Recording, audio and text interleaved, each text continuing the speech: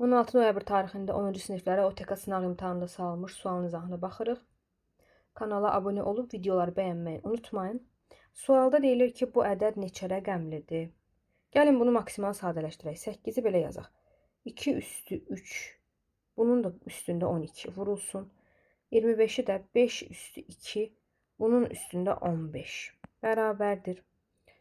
2 üstü 3-ü 12-yə vuram, 36 vurulsun. 5 üstü 2-ni 15'e vuram 30.